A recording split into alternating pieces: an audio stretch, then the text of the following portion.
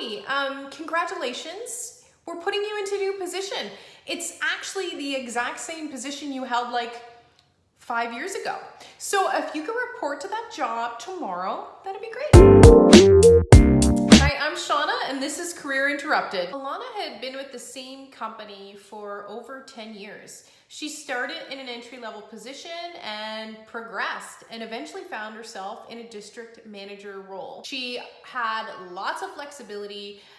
She had a team of direct reports. She was highly engaged and super fulfilled in this role. And then it happened. COVID came and the company was forced to do some restructuring. Now there were 4 district managers and her position just wasn't needed anymore. So her boss approaches her one day with basically this: hey Alannah, you've been doing a great job in your role, but we had to cut one of the 4 positions and yours is the one to be cut. But great news, Alannah. We have a manager role. It's actually the position she held like 5 years prior to the district manager position. And the manager says, hey, you can start tomorrow. This is a great new opportunity for you. Alannah was like, what the?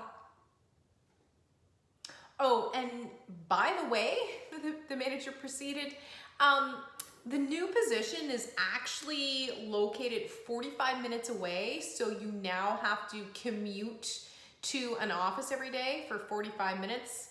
And as an added bonus, because you're not a district manager anymore, we're going to be taking away your eligibility for mileage. Alannah was not having a good day.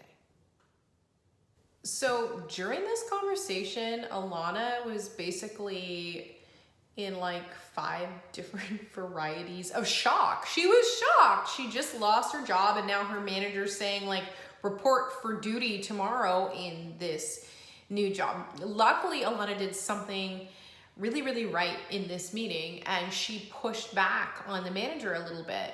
Alannah said like, okay, manager, this is a lot to take in. Can I take a minute and go sort of figure this out? I'm going through some feelings. And stuff. You've just told me my job that I really love is gone. So the manager's like, yeah, okay, Alannah, sure thing. Get back to me. Alannah got in touch with me and she was really feeling confused by the whole situation. She was like, do I have to take this new job? Am I being demoted? I'm not losing any money, but I'm losing benefits. And oh my gosh, this 45-minute commute. And I actually had this job like 5 years ago. She was just full of questions. Have you been in a situation like this with your employer where you're like, something just ain't feeling quite right? And you're like, is this legal? Is this normal? What do I do? Okay, I'm gonna give you some suggestions. So make sure you stay to the very end because I'm gonna walk you through exactly what you can do to regain your control over a situation like this one. And let me know, have you been in a scenario like this?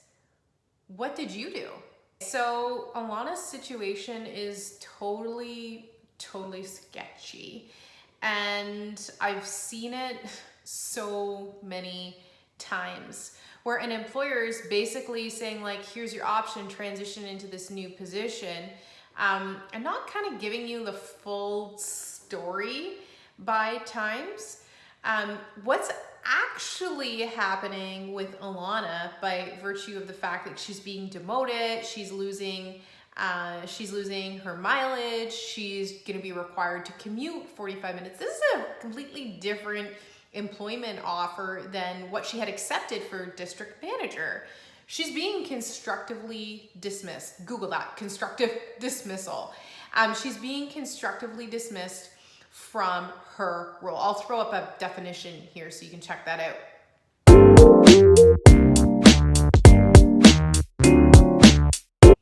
As an HR practitioner, this tactic like makes me crazy because so many employees don't really fully understand what their rights are in a situation like this.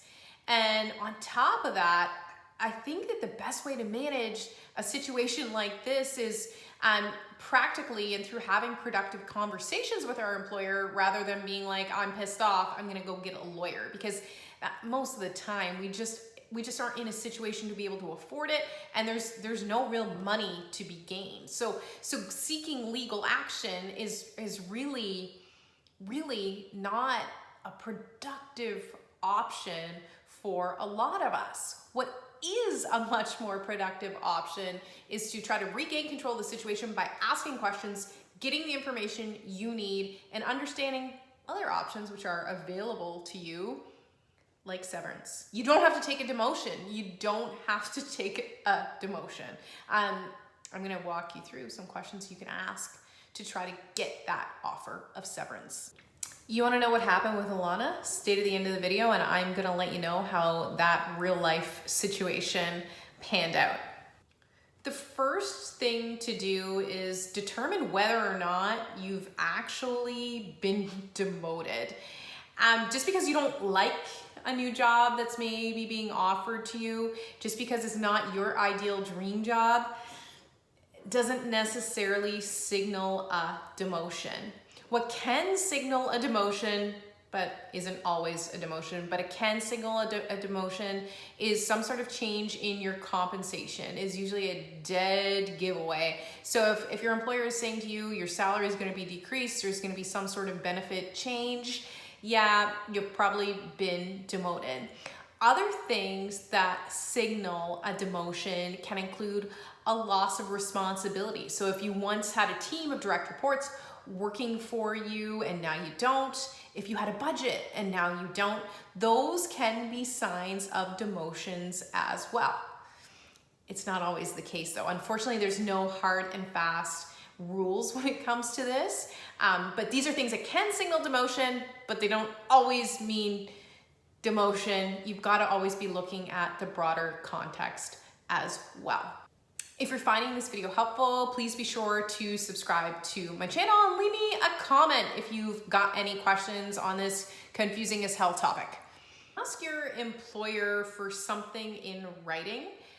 In my experience, I've seen particularly in larger companies doing internal transfers, from time to time we can get kind of lax in terms of putting together a formal offer. But anytime you're moving from one job to another job, it can make a lot of good sense to get something formally in writing that outlines the new terms. And this is especially true if you're moving from one division of a company to another division of the company. Sometimes there are slight differences in things like how benefits work or how vacation works that should be highlighted in a formal offer letter. In the case of a demotion or also constructive dismissal, you can use those words sort of interchangeably. In the case of demotion or constructive dismissal, it's really useful to ask your employer to write everything down. This allows you to do sort of a check to ensure that how you're understanding this verbal offer, how you're understanding that presented to you, lines up on paper.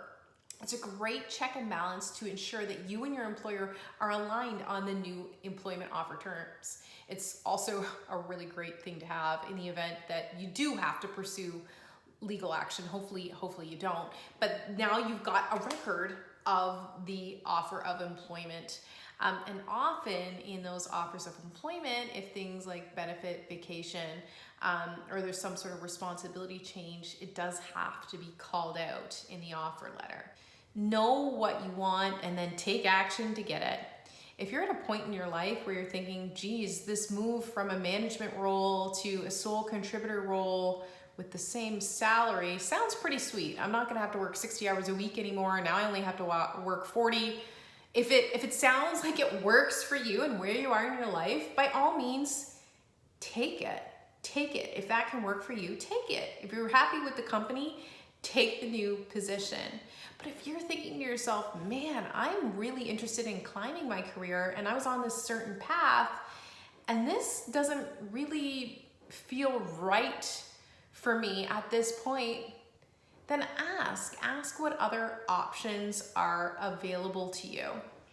If your employer is offering you a demotion, if they are basically going down this path of constructive dismissal, that HR person probably knows that. Asking to fully understand your other options is a really, really great way to poke and be like, hey, you got a severance package you can put on the table. So the best way to professionally follow up to that initial discussion you've had with your manager where you've basically been told like, here's your new position and you're demoted and you're super annoyed. Anyway, the best way to follow up on that is with a super professional email. And in that, you want to kind of take some emotion out and stick to facts. Hi manager, in follow up to our discussion on date, I understand that my new position of X will mean I no longer have responsibility for insert things, team of direct reports, budget, or whatever. At this point, I'm interested in progressing my career and this role doesn't really feel aligned with my path.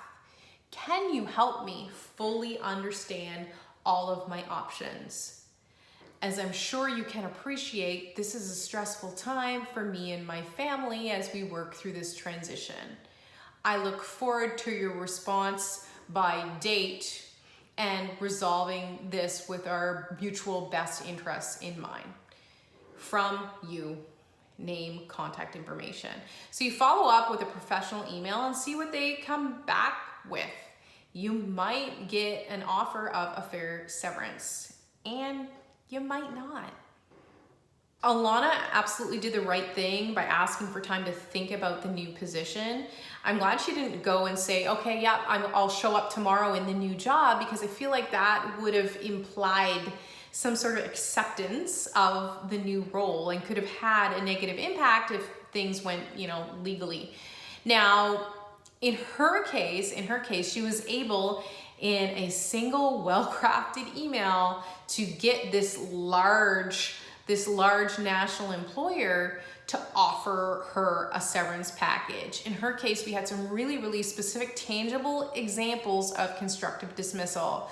Those examples were loss of a benefit, mileage. The other example was a requirement to commute. That was a significant change from her role. She lost direct reports, she lost budget.